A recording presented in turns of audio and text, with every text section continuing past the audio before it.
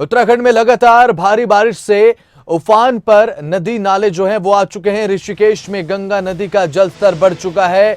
एक जलस्तर बढ़ने की वजह से एकाएक मुसीबतें भी बढ़ती जा रही हैं। जलस्तर बढ़ने से कई जिलों में हाई अलर्ट जारी कर दिया गया है। कई जिलों को हाई अलर्ट पर रखा गया है क्योंकि जो गंगा नदी है वो कई जिलों से होकर गुजरती है, ऋषिकेश, हरिद्वार।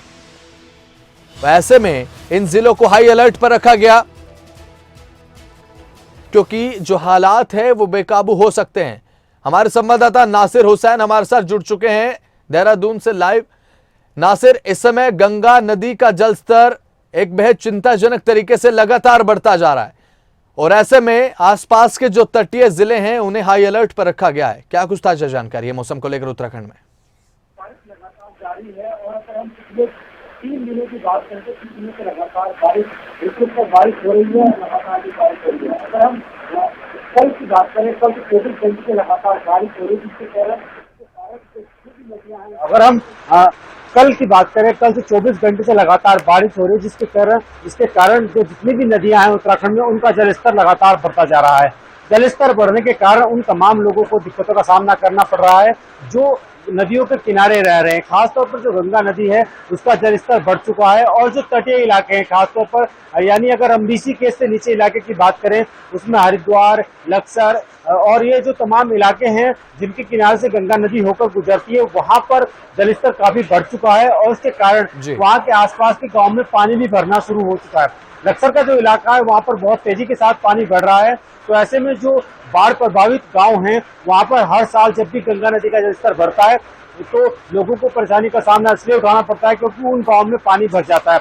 अब पिछले 3 दिनों से हो रही बारिश के कारण उनको पहले से डर लग रहा था, लेकिन अब पानी गांव में घुसना शुरू हो गया और कई जगह ऐसी है जहां पर लोगों को अपने घरों को भी छोड़ना पड़ रहा है और दूसरी जगहों पर रहना पड़ रहा है। ऐसे में मौसम विभाग ने अलर्ट जारी किया है और लगातार जो आपदा प्रबंधन विभाग है वो भी तमाम ऐसे इलाकों के लोगों से लगातार अपील कर रहे हैं कि जो लोग गंगा नदी के किनारे रहते हैं या उन इलाकों में रहते हैं जहां पर पानी भरता है, उन लोगों को अपनी जगह छोड़ देनी चाहिए और अगर उनके घरों में पानी भर रहा है तो उनको तुरंत आपदा प्रबंधन विभाग को सूचित करना चाहिए।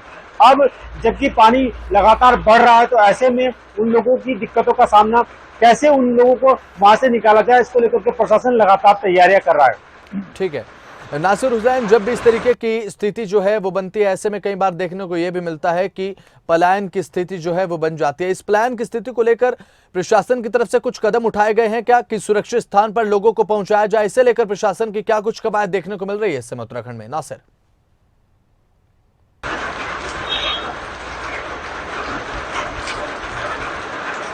देखिए, आपदा प्रबंधन की जो टीम है वो एकदम रेस्क्यू के हिसाब से जो लोग इस तरह की जगहों पर प्रभावित है उनको वहां से हटाकर दूसरी जगह पर ले जाया जा रहा है क्योंकि ये बेहद जरूरी है। बहुत सारे ऐसे लोग जिनके घरों में पानी रहता है तो वो उनका जो सामान है वो पूरी तरीके से खराब हो जाता है, तो ऐसे में उसको सबसे पहले फौरी तौर पर उसको वहां से विस्थापित करके दूसरी जगह उसको अभी वैकल्पिक व्यवस्था उसकी करनी होती है और उसको लेकर के भी तमाम जगहों पर लोगों को वहां ऐसे में निकाला जा रहा है और खासतौर पर उन गांव में जहां जिनमें पानी भर रहा है उनसे लोगों को दूसरी जगह पर भेजा जा रहा है क्योंकि उनकी वैकल्पिक व्यवस्था की जा सके और बाद में उनको क्योंकि मुआवजा भी दिया जाना है। जो लोग जिनका सामान का नुकसान हो गया है, जिनके घरों का नुकसान हो गया, उनको मुआवजा दिया जाए, लेकिन फौरी तौर पर यह जरूरी है कि सबसे पहले उनको सुरक्षित स्थानों पर पहुंचाया जाए और उसका कामकाज लगातार आपदा प्रबंधन विभाग कर रहा है।